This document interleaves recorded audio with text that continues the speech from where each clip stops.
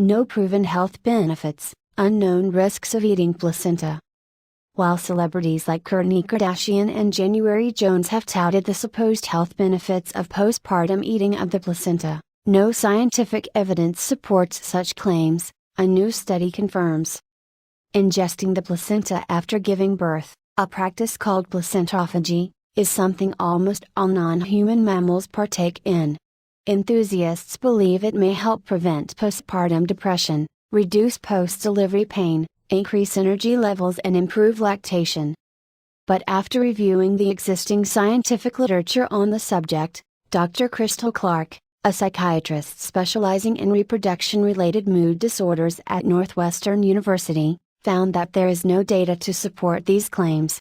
What's more concerning, she says, is that there are no studies examining the potential risks of eating the placenta, which filters out toxins and pollutants during pregnancy to protect the developing fetus. Bacteria and elements such as mercury and lead have been identified in the post-term placenta, Clark told CBS News. So if the theory is that we retain nutrients and hormones such as estrogen and iron that could be beneficial, then the question becomes what harmful substances can also be retained that could harm the mother or the baby if she is breastfeeding. Clark and her research team reviewed 10 published studies on the topic, covering both the attitudes and motivations for eating the placenta and the consumption of animal and human placenta by non-human mammals.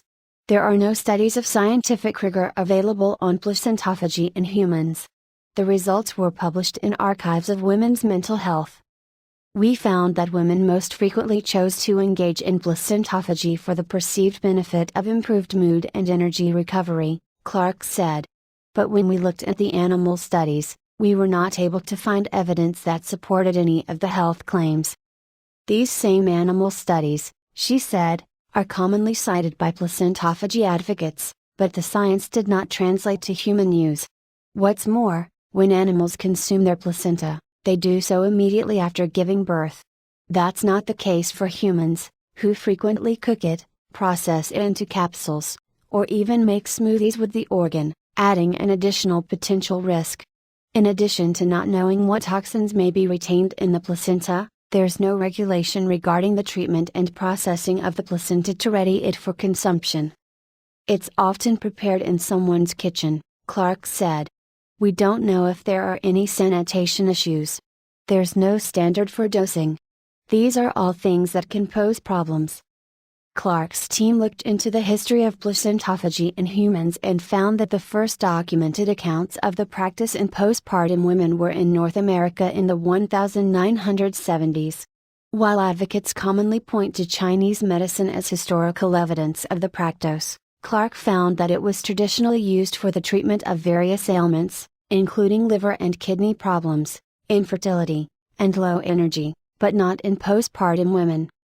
Dr. Rebecca Stark, chair of regional obstetrics and gynecology at Cleveland Clinic, said that although most women do not consult with their physicians before partaking in placentophagy, she has had a few women ask her about the practice. Stark, who was not involved with the study, echoed Clark's concerns.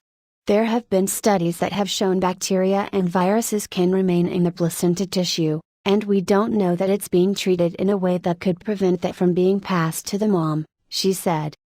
Stark suggested that anecdotal reports of women having positive experiences after ingesting their placenta may be the result of a placebo effect.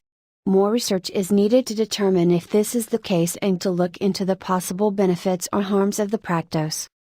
If a woman is interested in placentophagy, Stark recommends speaking with her physician first, who may be able to provide alternatives to whatever health issues she is trying to address.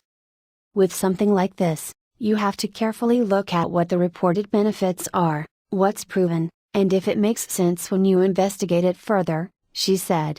That's what I would really want to talk to my patients about and their reasons for wanting to do it.